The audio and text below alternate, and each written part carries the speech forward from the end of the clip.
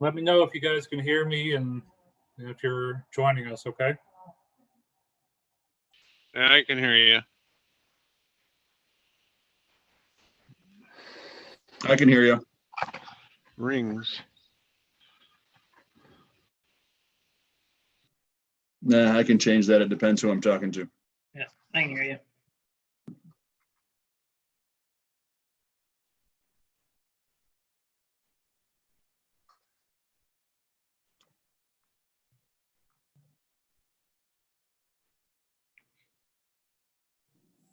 Okay, can you guys hear me? Yep. We can hear you, Todd.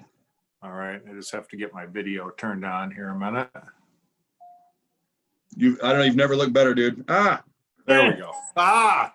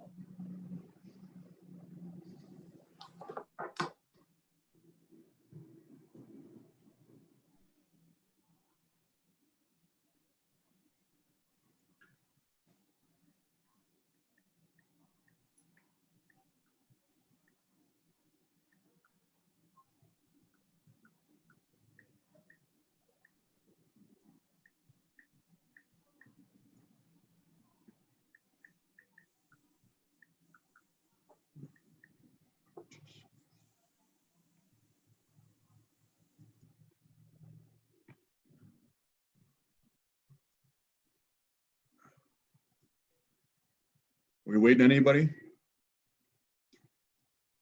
I don't see Laura on yet.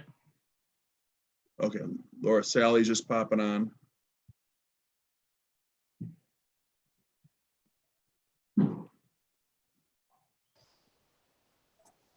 Sorry, folks, trying to multitask here. So there's Rose, Sally, Jody. Jody, can you hear us?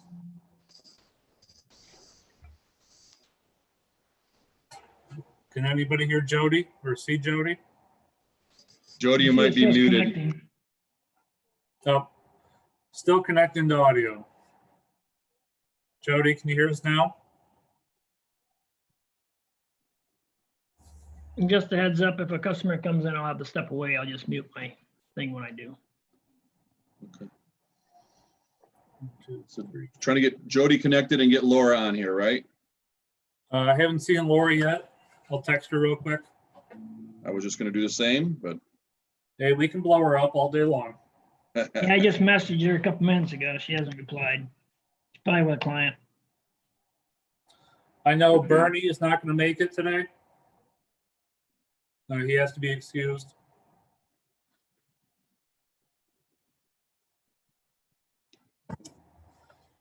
I don't like starting these meetings late.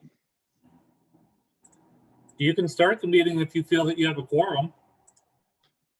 I think we probably do. If everyone's cool, we'll go ahead and get started. All right, let's go ahead and we'll call this meeting to order with the Pledge of Allegiance, and I suppose we'll have to find our own flag in our space.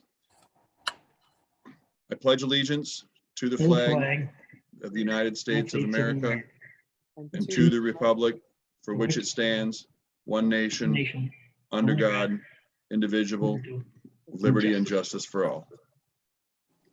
Thank you, and we'll do a quick roll call. Bernie is excused. Miss Ensley's just indicated to me that she has another meeting that conflicts, so she's not going to make it. Yep, she just texted me back too. Jody Arp, welcome. Yep. Jody, you need to unmute.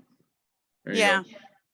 Perfect. I'm having a hard time hearing you and I can't get my volume to go up any higher.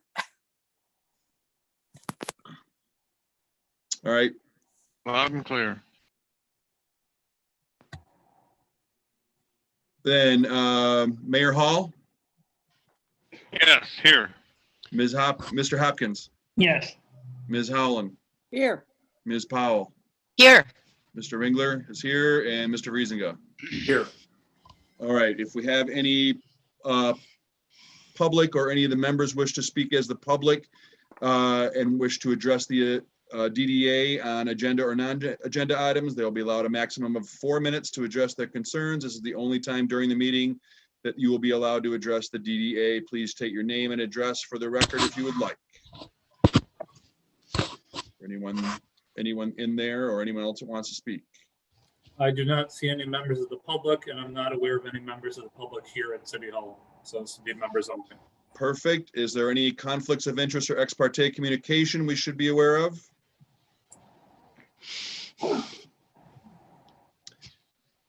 Wonderful. Moving on, then the approval of the agenda. I believe there was a potential addition. Ms. Powell? Yes, I'd like DDA to have some discussion about the possibility of a 100-foot setback on marijuana businesses, with Loom being the primary point of start. And I don't know if everybody got a copy of the proposed 100-foot setback and how it will affect everybody within a 100-foot of the Loom business, and how they feel about it. I need some feedback from you business folks about the potential of how this will affect downtown, the 3 blocks of the downtown DDA B2 business district. Ms. Powell, are you not then concerned with the rest of the DDA district or the rest of the city? I'm not concerned about it because it's already exempted by the school 1,000-foot exemption from marijuana businesses. Ms. Powell, that's not correct. The proposed 100-foot separation would go throughout the entire city. So It would is your proposal then to only discuss it in the context of the downtown district? Yes, the DDA district that has available properties. Okay, I mean, the board can choose to allow that or not. That would be my only question, is whether this is a DDA topic at all. I mean, it wouldn't seem to me that this is a DDA topic. This might be a business owner concern, but as a board, a DDA board whose mission is the Downtown Development Authority, that would be my only question. My purpose is just so you folks know what effect this 100-foot setback, how it will affect downtown properties. As a discussion, that would be, it'd be fine with me if anybody wants to second the motion. I'll second that. Okay, all in favor of adding that? Aye. Anybody opposed? Okay, we will add that on then as item 8D. 8D. Yes, sir. And then my only question was for the DDA director, did you have a chance to send that image out of the proposed hand-painted sign?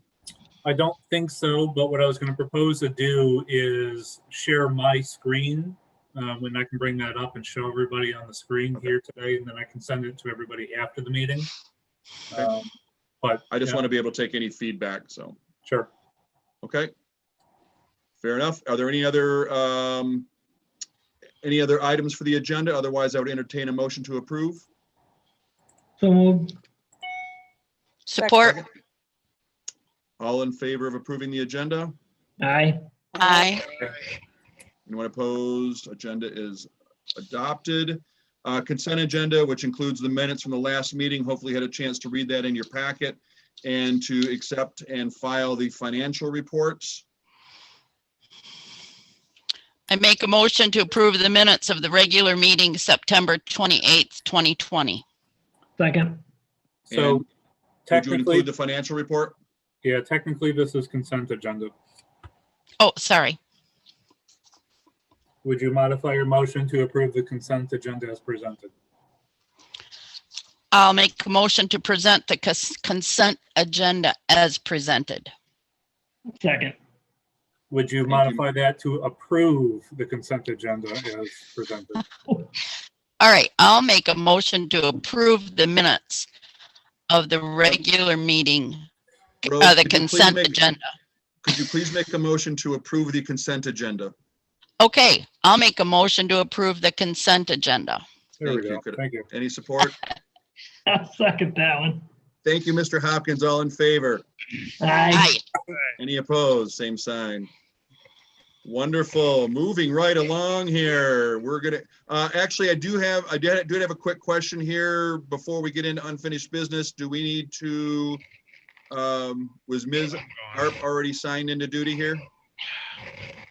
I'm sorry, you cut off there for a second. Does Ms. Arp need to be signed into duty? Does she need to do her oath with Ms. Johnson? She does. Can you guys hear me? We can. Yes. Okay. Yeah, I can issue her oath real quick. Judy, are you there? Yes, I am. All right. If you would, you can just repeat after I read this little memo, you can just respond back, I do, and then I will mail you out your oath to sign. Okay? Okay. I, Jody Arp, do solemnly swear or affirm that I support the Constitution of the United States and the Constitution of the State of Michigan, the City Charter and Code of Ordinances of the City of Cedar Springs, and that I will faithfully discharge the duties of Downtown Development Authority Board Member to the best of my ability. I do. Great, thank you. Thank you. Hope you'll forgive that little housekeeping item. And we will move on then to unfinished business. And this is probably a little bit Laura, but the mural at 71 North Main. Yep, so I've been in contact with obviously Miss Ensley and the muralist. Things have been progressing right along. It didn't go as ideally as I think we probably should have, gone back and forth with the final approvals of what it's going to look like, etc. But I think it's turned out really nice. I've driven past it multiple times now, and I've had people standing around looking at it. I've seen people talking with the muralist about it. I think it looks nice. I think there's still just a few minor touch-up issues that are going to occur. And I've asked her already to come back in the spring to make sure that none of the paint got, damaged during the winter. But I just put it on here for, I guess, any discussion or thoughts that you might have about it. I think it looks great. And she's been very nice. I've talked to her a couple times, so.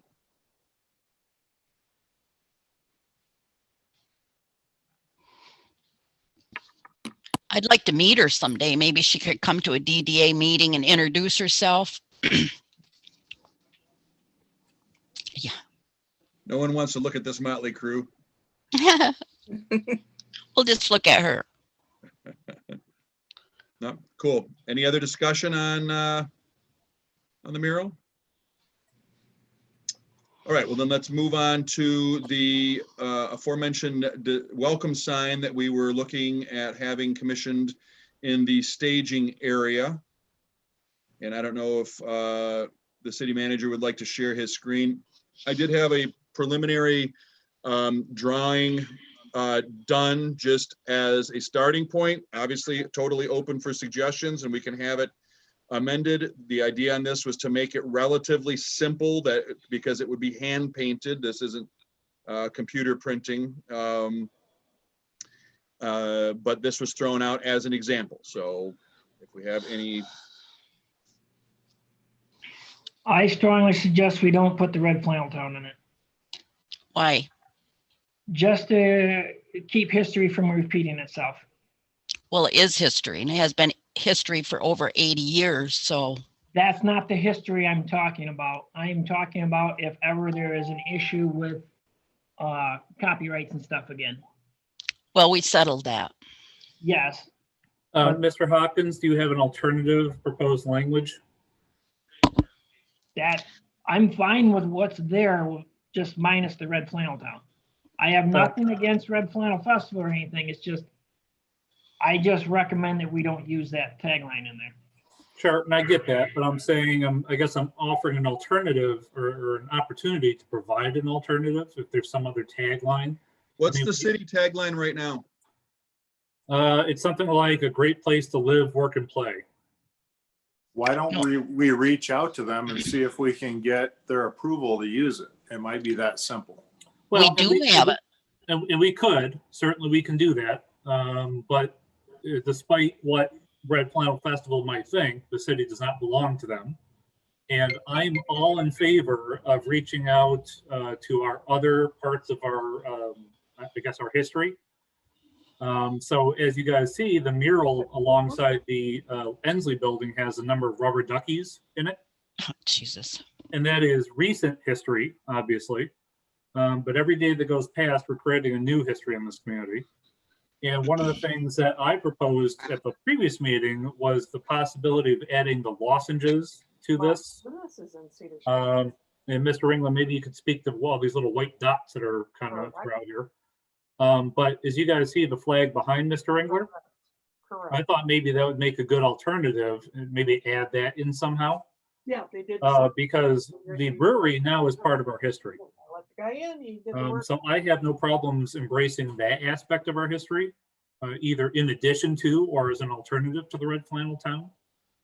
But those are just my thoughts. So I guess I'd like to hear from the board whether they'd like to see a mock-up that includes the lozenges or some other alternative. I think we should stick to Red Flannel Town and put a registered trademark sign behind it. The city and the festival do have a contract, and it's our history, and I can't appreciate folks trying to erase it I'm from just trying to erase it, but I think the idea was that it may be more encompassing rather than single-mindedly focused on that particular topic.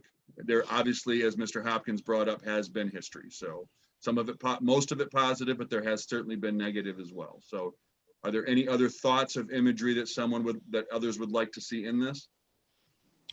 The other thing is the cursive writing. We went through this before, that there are folks that still don't know how to read or understand cursive writing. It really should be converted to just printing, block printing.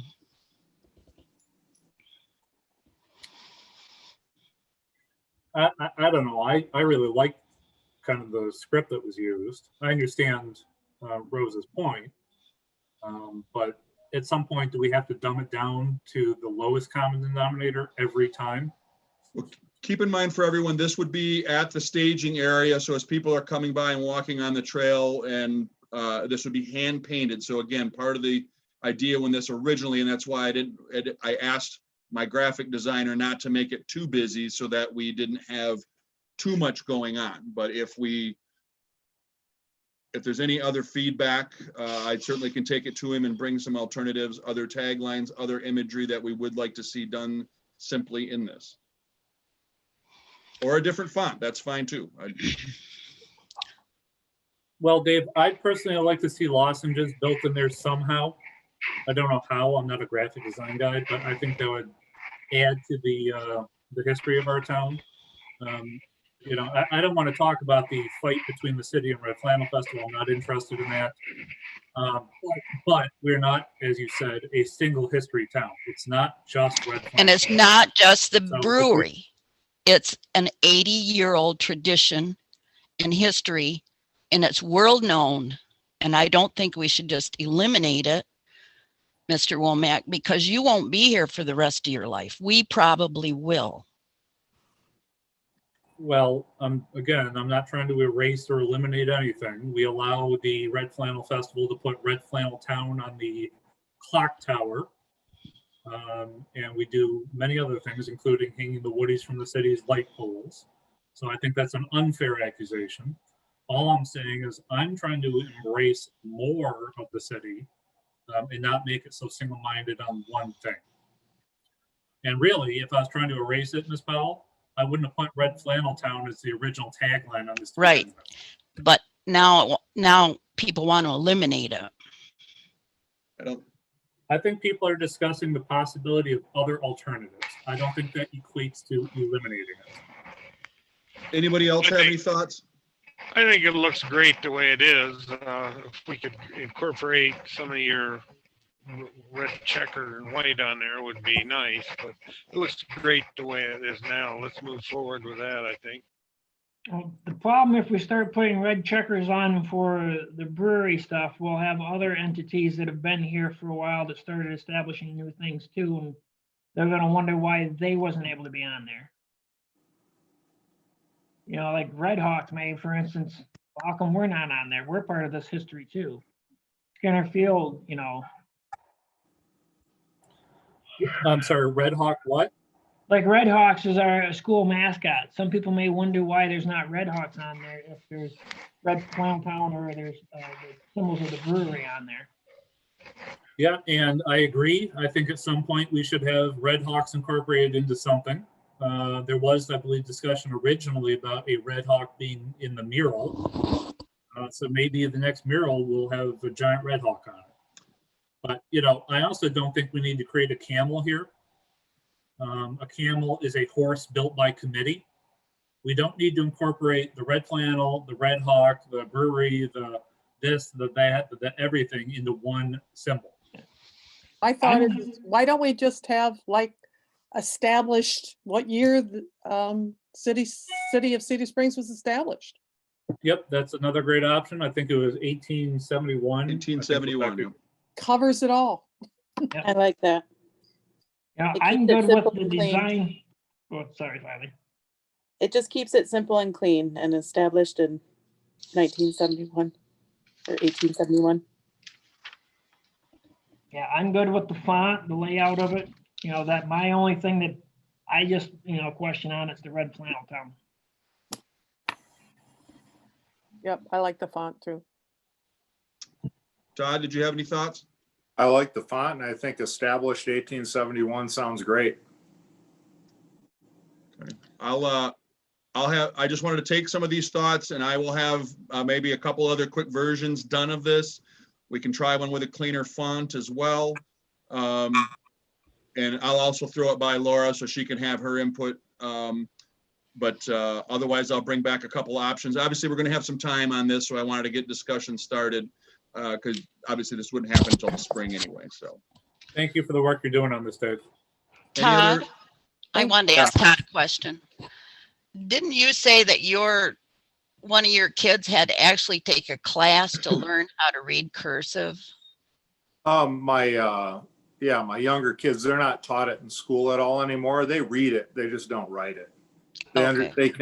They can see it unless it comes from my stepmother, because she kind of writes it mostly in some part German, part English, so they have a hard time translating, but only because she mixes languages.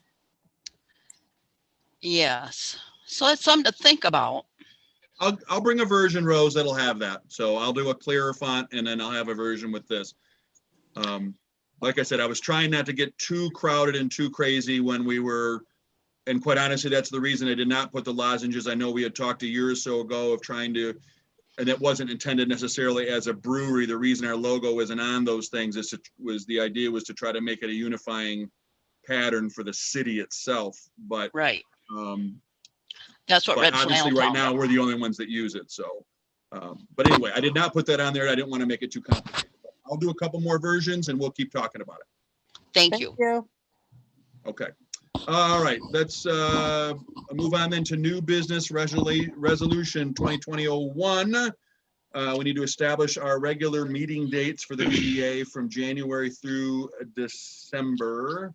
And I'm assuming those are in the packet. Find the right page here. To be on page 8, your packet. I could bring that up too. Thank you. Yep.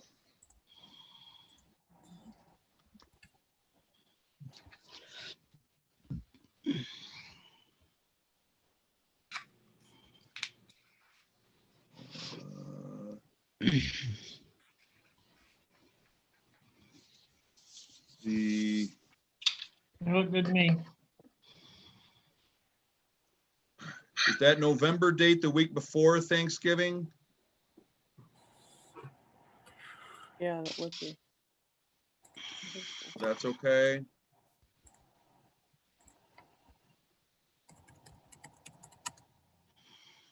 Just looking for any conflicts that we might have. Thanksgiving in 21 is November 25. So that would be, Thanksgiving week. Would that be too crowded? Do we want to move that one up a week? I think I'm that's just a good asking. suggestion. And then the December 20th also would be looking at, that would be Christmas, although a lot of times we end up canceling those meetings. so you prefer it to be on the 15th of November and then the 13th of December? Well, if you did the 29th of November, it'd be the same as what we did this year. City Hall is closed on the 29th for the holidays because of the way it falls on the calendar. Just as a heads up to everybody.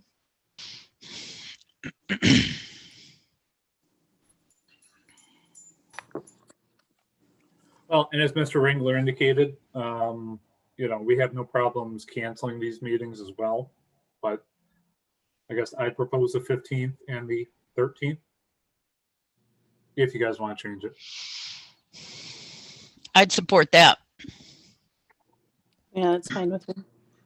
Works for me. Could I get a motion then to approve the proposed calendar with the exception of the November and December date to move forward 1 week? So moved. Second. Any other discussion? All in favor then? Aye. Aye. Aye. Any opposed? Beautiful. Moving right along.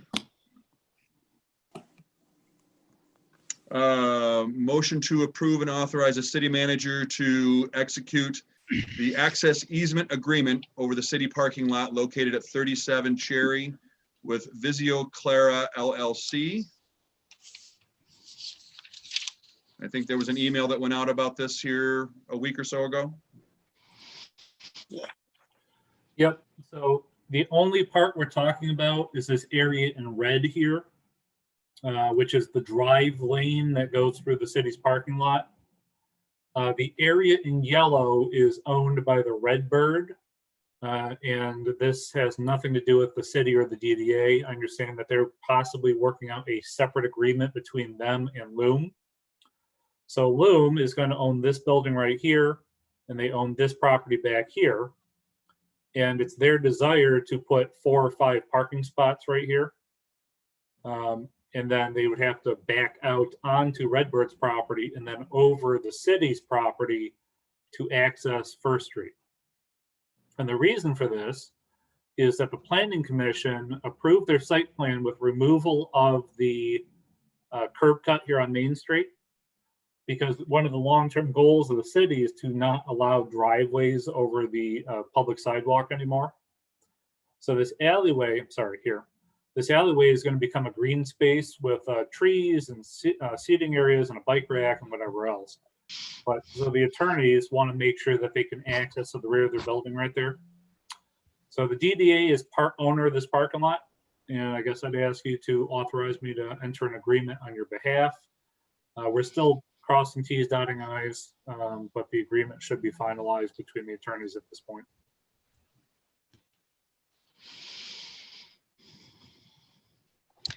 I'd like to make a motion to approve and authorize the city manager to execute an access easement agreement over the city parking lot located at 37 East Cherry Street with Visio Clara LLC. Second. Is there any further discussion? And if we have any interested parties in a particular action, they may want to abstain from voting as well on this one. Say I'm the one that's affected most by this, but we have worked out an agreement with Loom, so we are all in favor of this. Right, but as a board member of the DDA, you may want to abstain on this one. Okay. If it's not financial, we'll just do a voice vote. All in favor? Aye. Aye. Any opposed? All right, motion carries. Wonderful. And thank Mr. you. Ringler, Yes, if you would just clarify if Ms. Arp did abstain or if she was included in the voice vote. I believe from her comment that she was going to abstain. If Jody, you can confirm. Abstain, yes. Thank you. Thank you. All right, a discussion on the downtown holiday lights and encouraging businesses to add holiday lights to their storefronts. So this is kind of a multifaceted one. So Miss Ensley and I have both driven through the Sparta downtown area recently. If you haven't been through there, you might want to take a look. They have apparently hired somebody, a third-party contractor, to come in and put arches over their walkways. They're all lit up, and a whole bunch of kind of inflatable lit up things. So it's apparently pretty popular. I have no idea what it costs, but it's something that she's supposed to be working on to give us a cost potentially for next year. But what I was going to propose this year, I know this is kind of spur of the moment, but with all the money we did not spend due to COVID this year, I thought maybe we could do this expense, is that we propose giving up to $50 or whatever amount to up to 20 businesses or any number of businesses to encourage them to purchase and install holiday lights on their business, in their front windows, whatever, just to cheer up the downtown. So it's not a huge expense. 20 businesses times $50 is what, $1,000? Easily something we could pay for. But I guess it's a question of, do you think businesses will take advantage of this? Do you think this is a good move? Any thoughts you might have on the matter? I think that some of them will. It's hard to say if they all will or not. But is there any way that we can amend that so it says lights and decoration? Well, I mean, I think the goal. There's no proposal yet. Yeah, so I think the goal is to have light up at night. And businesses can themselves purchase additional decorations all that they want. But at least I thought the understanding was that the goal was going to be additional lights on Main Street. There's always, I hear it from the chamber quite a bit, that the lights in the trees, Mr. Mayor, thank you, bring in people to look, and it just pretties things up and everything's great. So adding more lights to the storefronts is what I intended. So if Mr. Hopkins, you want to propose something else, it's fine. I don't care. This is the DDA's money, but $50 is not going to buy a lot any way you slice it. And again, the goal was hopefully that this would just encourage them, not be the entire purchase price of whatever they're going to put out there. But that's just my 2 cents, I guess. Yeah, well, my point was, in case somebody wants to get technical, where a lit up candy cane is not a light, it's an ornament. How far anybody's going to push it for $50, but I mean, my concern a little bit would be this is late, and the places that are going to decorate are probably going to decorate anyway. But well, and certainly helps. The city's going to try to keep the lights up and lit all the way through January, because this isn't just a Christmas lighting thing. I know that's why a lot of people do it, but I think it livens up the downtown just for winter. And so at least through January, and it'd be nice if businesses would keep their storefronts lit up through January as well. Yeah, it definitely makes a difference. There's quite a bit of hype on Facebook about how gloomy the town looks right now at night. Are we going to have the trees lit this year? Trees should be lit Okay. today, I think. Okay, I haven't been DPW 's downtown. out today hooking the cords up. Because that really has a huge effect on downtown, really brightens it up. And I don't know about the storefronts, but I certainly want to see that we keep those trees lit up at whatever cost we have to throw at it. Businesses can pay for their own lights, as far as I'm concerned, but the trees to me are primary importance. Thanks again, Jerry, for doing those. Absolutely. Does make a difference. Not a problem. I enjoy it. It went fairly quickly this year. Well, normally I can refresh you when you get done, but it was tough this year. Well, I had 2 or 3 days I knew I had good weather, so I figured I better get with it. Hey, Jerry, am I to understand that we might have both red and white lights this year? Well, we'll find out tonight when they're lit.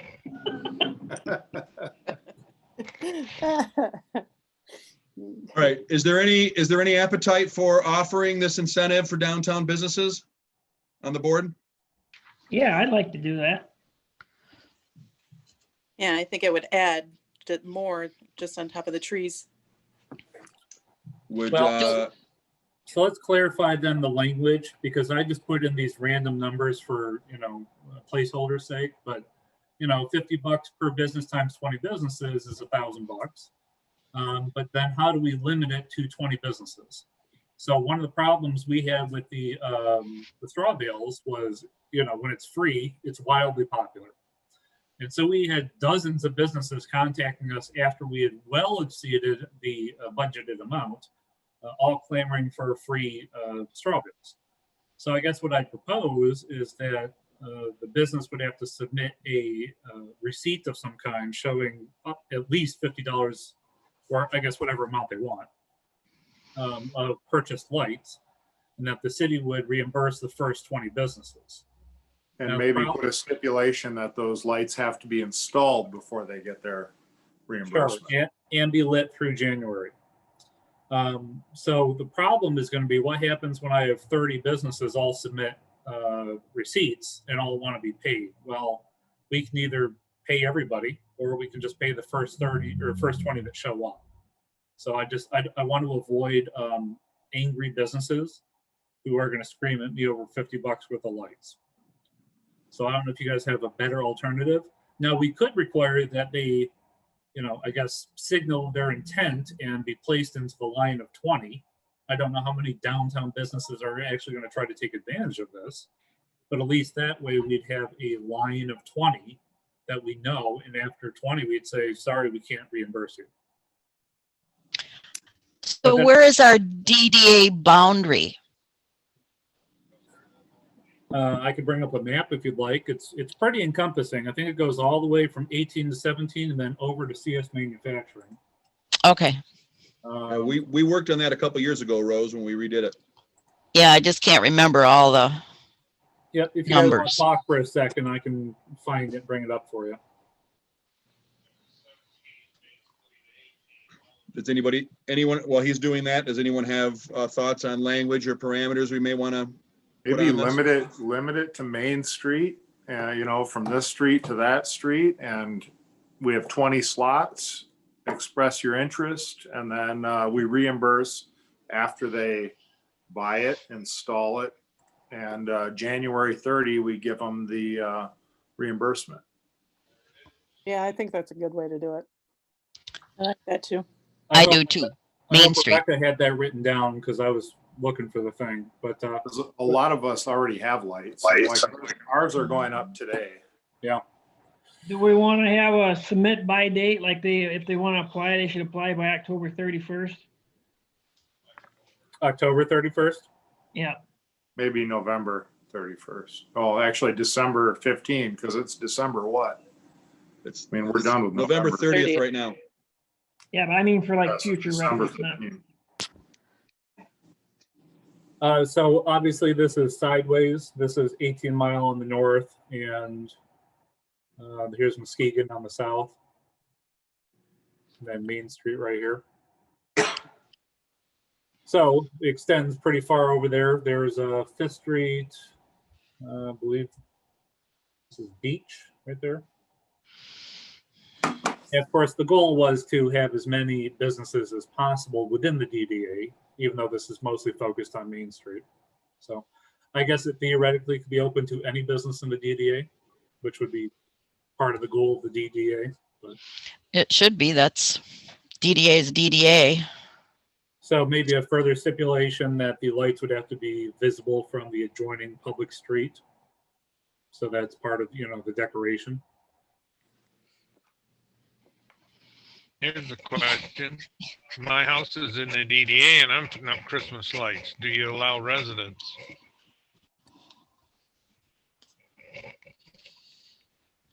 So I think we want to make sure we exclude residential houses. Is your house in the DDA? I believe so. Aren't you right about here? Oh yeah, No. you're this big lot right here. You are not in the DDA, Mr. Hall. He tried.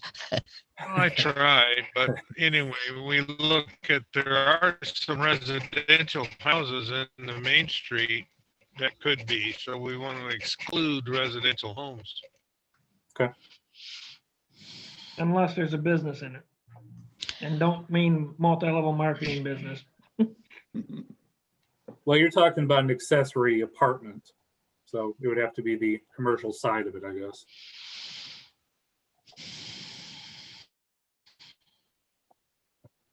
So I guess what's your pleasure? So again, I would ask if anyone has proposed language.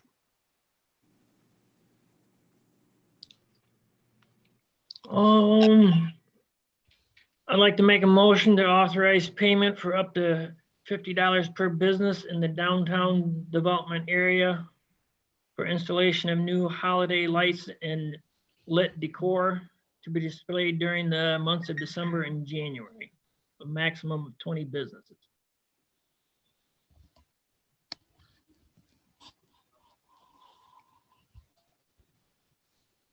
I'll support that. Would it be first come, first serve until we meet the maximum amount of businesses? Would it be easiest to have first come, first serve on the application that would just wait in line through January? And would the city manager or the staff be able to get together an application for us in a timely manner? Yeah, I mean, it wouldn't take much to put an application together, similar to what we did with the straw bales. My second question was going to be, how do we want to get the word out? So for the straw bales, we have the code enforcement officer calling people and sending out emails. So we can certainly have her do that as well. But, there's also word of mouth. There's the chamber. I know you guys talk to a lot more businesses on a regular basis than I do. So we could also just do a word of mouth. Yeah, if a few of us share, Go Sorry. ahead. say if a few of us share it on the community page, hopefully that helps get the word out too. I was gonna say, there's some lady named Rose Powell that went around there for the straw bale, seeing the businesses wanted it too. Yes, I did. Are those getting picked up anytime? Thank you. Yeah, code enforcement officer was quarantined for a little while, so she's back in the office now, and she was calling people this morning about that. We're trying to give them to like a farm or something that might be able to use it. I had somebody asking if they could, not to get squirreled off, but can I give it away if somebody wants it? Yeah, I don't see why not. Okay, but back to this subject. Okay, so we have a motion on the table then for 20 on a first come, first serve basis. Is that correct? Rebecca, is that kind of what you have? Yep, that's what I have. All right, as this would be an expenditure, then we will do a roll call vote unless there's any further discussion. Do we want to have a So- date for this year? Sorry? Do we want to have a date for this year when they need to be in by, or do we just until the 20's gone? I mean, I'm hesitant to say they have to be installed by X date. I'd like to think that if you're going to be spending $50 to put lights up, that you're going to put them up as quickly as possible. But I agree that we probably shouldn't actually pay them until after January 31st. That way we encourage and require that they be up through January. Yep. So they'd have to submit some kind of receipt showing actual purchase. Do we want to backdate that at all?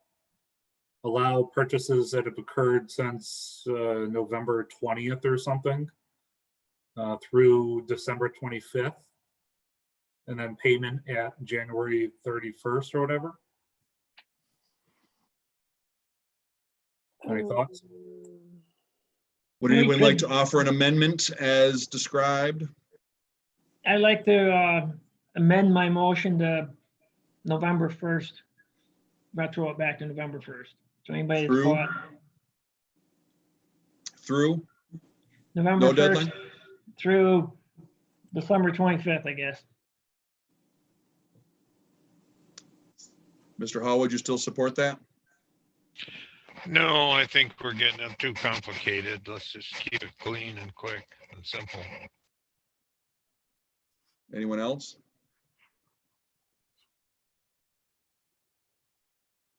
Okay, there's Okay. no I was support gonna for, say, no support for the I can- amendments. So we're on the original amendment, and we can just leave it to the city manager's office to decide. As this is there any further discussion? As this is an expenditure, then we'll go through a roll call. Mr.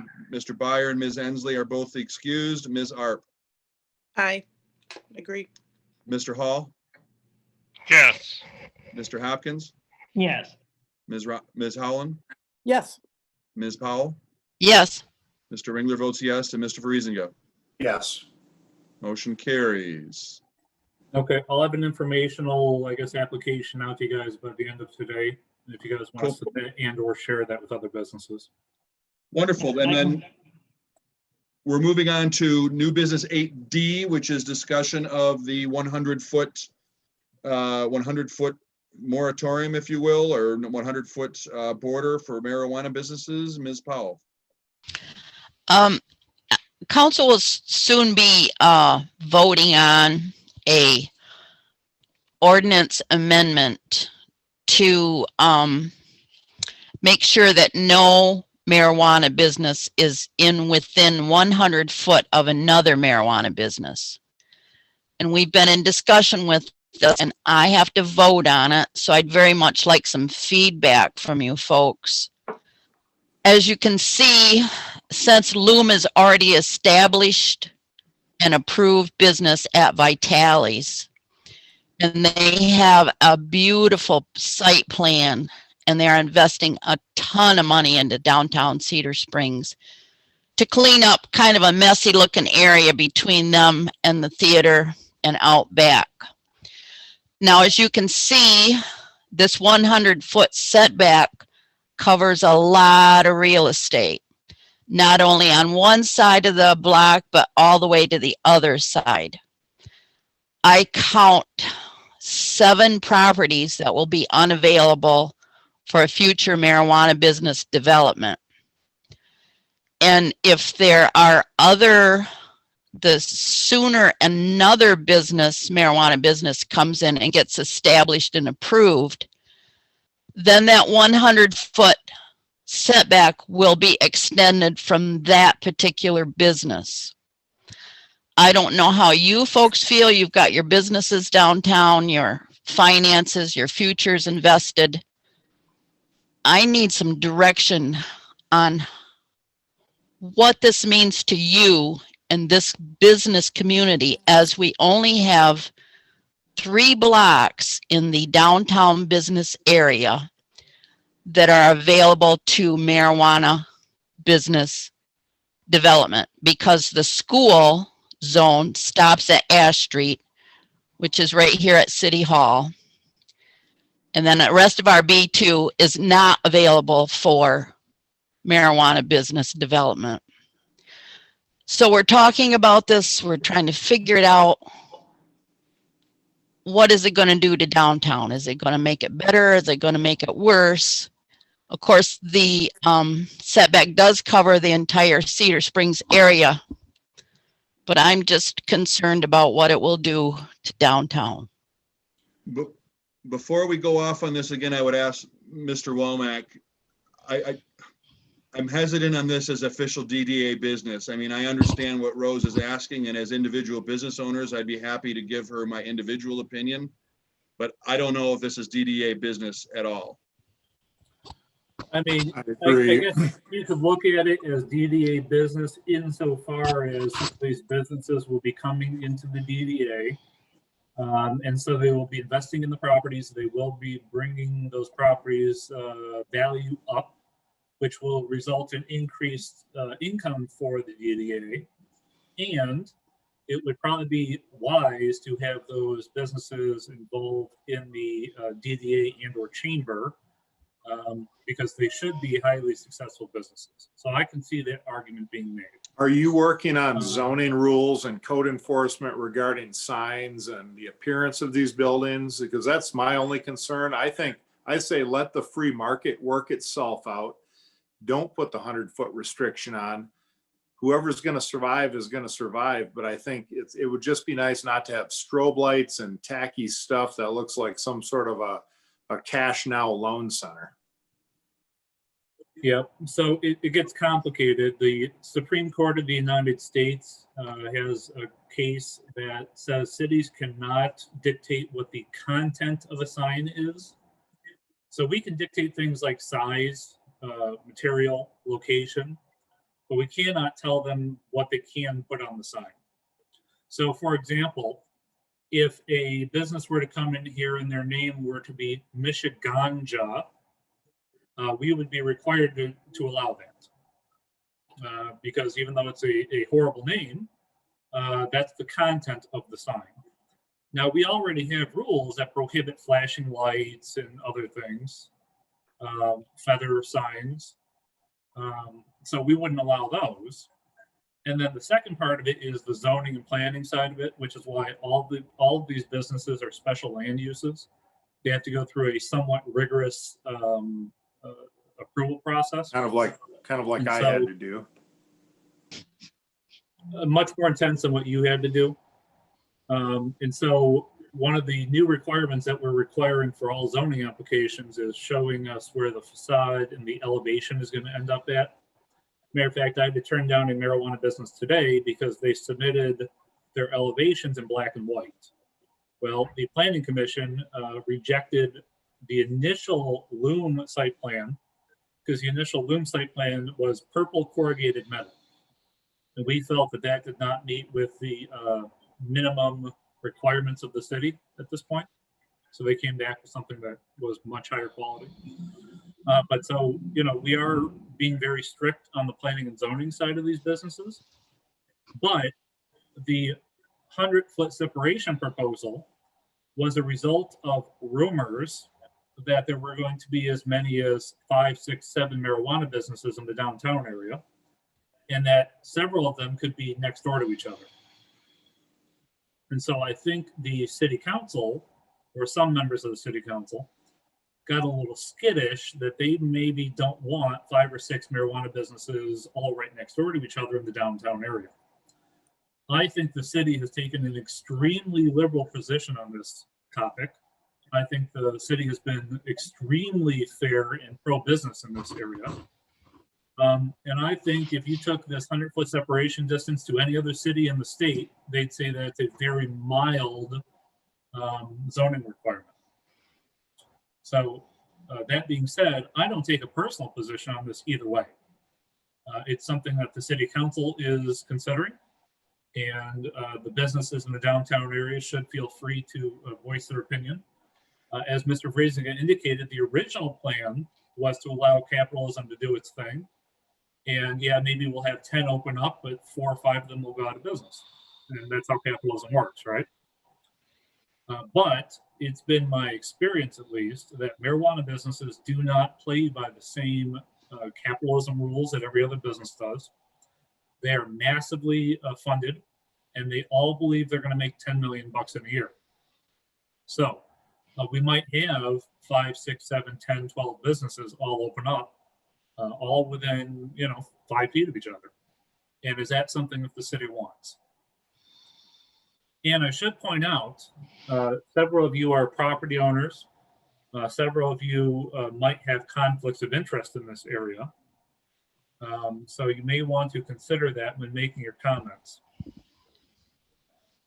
Is there a way to charge an annual fee, almost like a licensing fee that the city could benefit from, so that, I mean, the thing is I just look at, if there is that kind of money here, it's going to bring in foot traffic, it's going to bring in a better tax base, and hopefully the zoning drives the real estate prices up rather than down. And it just seems like we might not want to overlook all the cash that could be available if the city can benefit from it. Oh, yeah, no, the city is absolutely going to benefit from it. But I think the question is, are we going to benefit more from having 5 marijuana businesses? Or are we going to benefit more from having 25 marijuana businesses?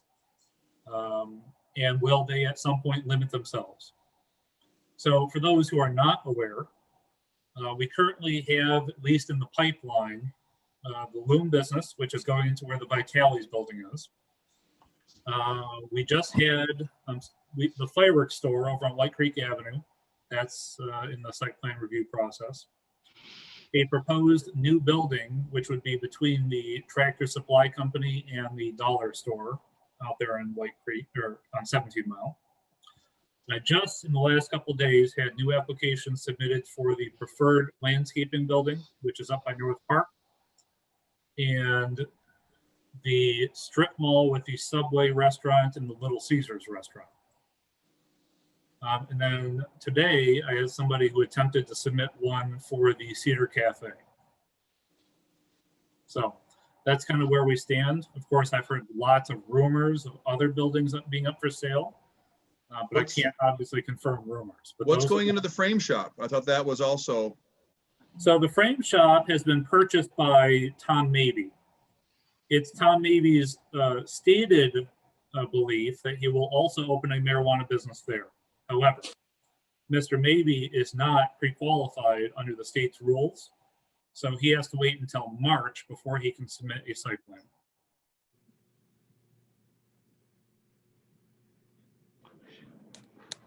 Well, on the 100-foot thing, I mean, the biggest thing there is you're going to chew up real estate a lot faster, and you're going to have a world of haves and have-nots, because some real estate's going to benefit from this, and some is going to be excluded because there's some nearby. So we're kind of picking winners here philosophically. You're also going to spread it out and have it over a wider geographic area rather than concentrated in a smaller area. Is that a good thing or a bad thing? Well, that I think for everybody individually to make their own call, but you know, do you want it from end to end of town, or would you rather have it in a concentrated area? I mean, I think everybody has to answer that on their own. One of the obvious proposals that could be changed is, instead of being 100-foot, that it could be 50 foot or 20 foot or 10 feet, or simply that they don't share a common property line. So there's another number of ways that this could be proposed as an alternative. And I think that's a large part of what the city council is considering at this point. Well, the market, I mean, to go back to Todd's point, but the market puts Burger Kings next to McDonald's, and there's a reason for that. And it keeps them all in one spot, and you don't have a Burger King opening up downtown in a business like this. And if we put lack of common lines, you're going to have them spread out over a wider space. I'm not saying that that's good or bad, but that's going to be the result. I think you want to get foot traffic downtown. And I think if you can herd them downtown and let the market sort itself out, we're all going to benefit from more foot traffic downtown. Which is one of the reasons why the ordinance was originally written, allows standalone retail marijuana stores to exist in the downtown, but not in the HC district. We did that specifically to drive foot traffic downtown. And like I said, that was the way that it was originally written. And I think the city council is just a little skittish at the idea of having 5, 6, 7 marijuana businesses in the downtown area. Maybe if you did the shared lot line thing, that might be good, but I would hate to see somebody on one side of the street secure space, and then for the buildings over there by Jose's that we'd all like to see improved get excluded because they really need some cash to come in and fix something like those. And you know, if these guys have the cash, it sure would be nice to see a facelift on Main Street that's paid for by capitalism. Yeah, part of the problem with the Jose's property is that they have a common property line with a single family residential, which is also excluded. But I get your point. And you're right that there are going to be some winners and losers, and that's just the unfortunate byproduct of having any kind of rules of zoning or planning. But that happens all day, every day with all sorts of things. Can they have verbiage of the 100-foot lot or 100-foot limitation as long as it doesn't cross a alley or a street? So that is something that Councilor Nixon did at least discuss that she would be more in favor of. The problem is the council's, how do I put it politely? They haven't, I guess, taken a hard look at it yet. I think their goal is to put this in front of the Planning Commission and ask the Planning Commission to give them a recommendation. However, the Planning Commission has not been operating because it doesn't have a quorum, or at least didn't have a quorum until recently, due to a number of resignations from people who are against marijuana. So it's been a little complicated recently with boards. So it's an ongoing issue, and I think Councilor Powell just is looking for input from the business owners. As a business owner, I personally think a couple in the downtown would be helpful, but you start getting too many of them that throw ungodly amounts of money at some property just so that they can acquire it. Us businesses that may get run out because our clientele doesn't want to be associated with that much marijuana, and we start being identified as a pot and car cart town. Well, realistically, just like casinos, the first few are always going to be incredibly popular, but you're not going to have people traveling distances and lining up as there's more and more of these and more cities to open up. I mean, again, that's all part of supply and demand too. I mean, the fear of having 20 of these downtown, I think, in my opinion, would be completely overblown. It's not going to happen. They're going to go to more populous centers as these expand, and Grand Rapids has already opened up. We're not going to be overrun here just because of the market. It's just natural. You're not going to have 20 of them in a town of 3,500 people. Well, thank you, everybody. I appreciate your input. And Cedar Springs is going to have more marijuana businesses than just the 3-block area that I'm concerned DDA is concerned about. Just so you know, if this passes, let's suppose a marijuana business buys out the Cedar Cafe. That 100-foot setback, if it's approved, will go north to cover more properties again. If the former Frame It shop becomes a marijuana business, then again, there would be another 100-foot setback. So it's just something for everybody to think about. This district is heavily regulated by single-family residents, which cuts out a lot of potential businesses, and also the school zone, which cuts this business district off right here at City Hall. So it's the downtown area. I'm on DDA, and that's what concerns me. The rest of the business districts concern me too, but this is a DDA matter in my opinion. You know, I've been to towns around Sacramento, mostly Davis, around the university. And I really think that I don't see any, there's no adverse effects to having one on every corner. I sat at a Vietnamese restaurant, you could see 3 of them. And they were well kept, and they all kind of had their own little niche thing. Like one of them was more edibles and one of them was more smokables, but it wasn't crazy in any respect. It just looked like businesses that were doing a good job and keeping up their place, and it was clean and neat. And I think that it could easily coexist downtown. I think we can have more than one. That's my opinion. like, I don't like Kilwins necessarily. My kids like to go to it, but if there's a Ben and Jerry's on the other corner, I'll go over to Ben and Jerry's. I think it's kind of the same thing with the marijuana shops. Thank you. Would echo that a little bit from the brewing aspect. I know when we first proposed coming to town, we saw some negative feedback on social media that Cedar Springs didn't need another bar.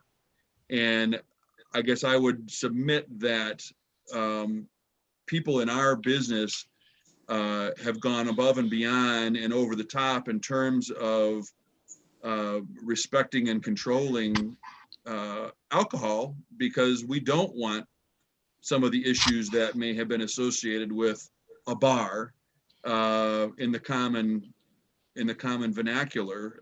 We don't want bar fights. We don't want people being served irresponsibly. We don't want people driving irresponsibly.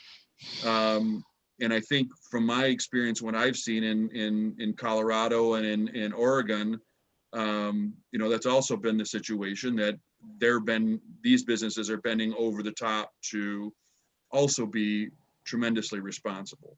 Professional, exactly. I mean, they want their places to be nice and attractive and be well kept and not be scary. Again, my concern would be with these, that we're going to end up with potentially restricting development of some sites that could be developed and could sorely use it. That need to be developed, that sorely need development. So, and we all have, as a DDA, the common interest in developing our downtown and bringing people downtown. So. Great. I appreciate the input, you guys. I really do. Anybody else? Jody, Mayor Hall? No, I don't feel that it's my place to comment on it. Like, I've got one going in next door, so. Did Sally disappear? No, I'm still here. There she is. There she is. Okay. My own personal feeling is exactly, I want to see as many buildings that we can get cleaned up to make it look more presentable, because these are not people that don't have money. They've got it to spend. Let's get them out. Okay. Well, thank you, everyone. I believe that was our new business agenda. Then if we can move on to correspondence, if there is any. No correspondence at this time. City Manager, DDA Director's report. I feel bad. The DDA kind of got a little shafted this year with the COVID. I think we had a lot of good plans from last year that we wanted to implement. It just didn't happen because of COVID. So I do like some of these new ideas that we've been incorporating, the straw bales, the holiday light stuff. I think that's something we could easily incorporate into our budget for next year if we think we've been successful. I guess I forgot to ask, and maybe I'll ask here. Does anyone recall with the gravel bike race what the DDA proposed for funding for that race? Was it $1,000? Does anyone know? 500? I think it was 500 a year. Okay. So I'll look back at your previous agendas and come up with that amount, but they have resubmitted for what, May 30th? 22nd, I think. Somewhere in May. Yeah. For doing their race this year. Hopefully we can do the race. And I will bring it back to the board for that funding amount at probably your next meeting. So other than that, I agree with everything that's been said about the marijuana. I think they'll ultimately be good for the community. I think it's going to bring in lots of foot traffic. I've been to a number of these businesses, just checking them out for the city, and they're all nice, high quality. The people going into and out of them are regular, everyday folks, and I don't think they're going to cause any problems.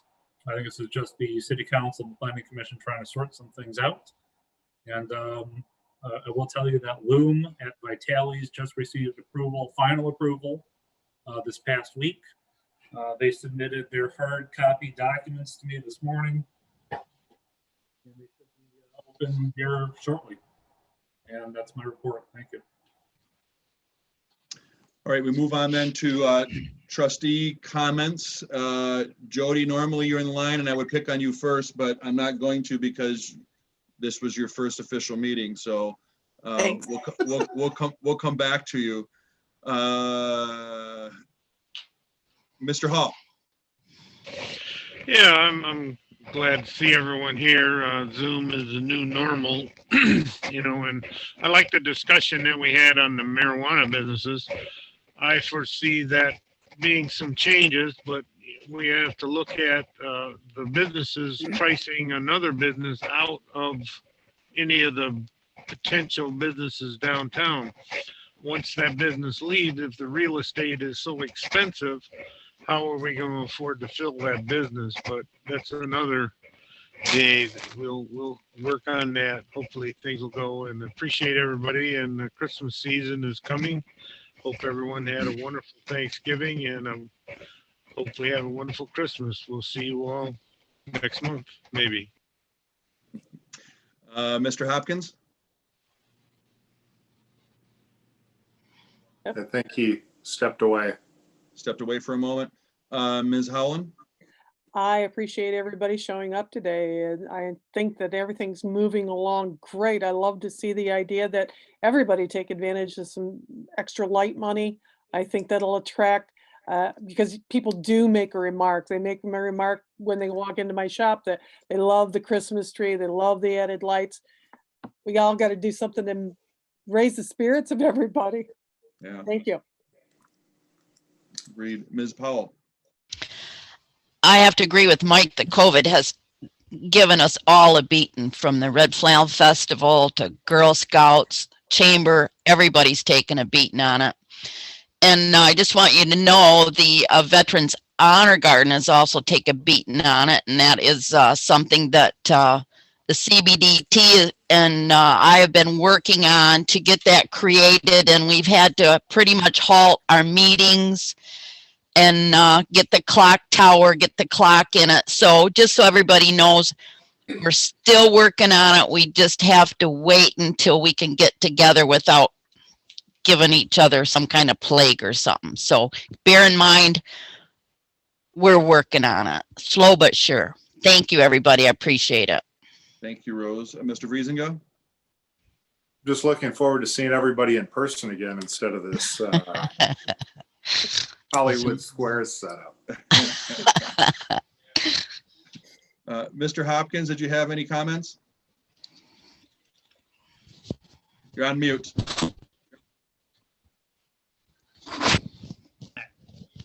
I want to thank everybody for taking their time out to be part of the meeting and for everything that they do. Again, kudos to the mayor for stringing the lights again. And even though I'm on the board, I still want to thank the chamber for paying for the lights to go on to the trees, and thank the city and council for paying for the electricity for it. It's always good when we can do joint efforts to make things better for our community. And have a good holiday season, everybody. Thank you, Perry. Ms. Arp, any comments? Just thanks for welcoming to the DDA. It's definitely good to be involved and meet all of you and get to know you a little bit better. So I hope I can help out. Thanks. Thank you, Thank you. Jody. I would say thank you, Jody, for stepping up and being part of this. I know I was bugging you for a while to get involved, so I'm really glad you finally filled out that application. So thank you as well to Mayor Hall for your hard work on the lights. And as I said, I wasn't able to refresh you at Timely this year, but one of these days we'll be able to open again. So stop back for a refreshment. And I do want to echo the city manager's comments. Obviously, we had a lot of our budget was kind of knocked aside because of 2021, like it was for all of us businesses as well. But we may want to start thinking as we enter into 2021 of some things that some of this is going to roll over, and we may have the ability to do either some bigger projects a little sooner, or make a splash with some of these events that have been discussed going forward. It's going to be, I think, the gravel race has the potential to be an exciting new fixture in Cedar Springs for decades to come, and I think we all are looking very much forward to getting Red Flannel back. That was really a huge loss to the year, along with everything else. So thank you all for being here, and we'll keep moving forward. Sorry? So also concerts at the amphitheater, that was kind of the big one I Yes. asked. But if I could just 2 more seconds. So the city has adopted an electronic meeting policy as required by the state. So right now, we can only hold another Zoom meeting in December. Past December 31st, technically, we're supposed to meet in person unless you indicate that you are sick. If you indicate that you are sick, you can still meet electronically. And then any person who is meeting electronically starting today is supposed to indicate what city and state that they are currently located in. For purposes of this meeting, I will say that everybody is located in the city of Cedar Springs, Michigan. Yes. Yes. Yes. So Yes. for future meetings, you'll have to indicate that. Now, I spoke with our legislators and they indicate they believe that will be extended into 21 so that we can meet for no reason electronically, but currently the law says we'll have to meet January in person. So I'll keep you guys updated about that. Thanks. Thank you. At this point, then, I would entertain a motion to adjourn the meeting. So moved. And a second. Support. All in favor? Aye. Aye. All right, thanks, everyone. Thank guys. you. Have a great day.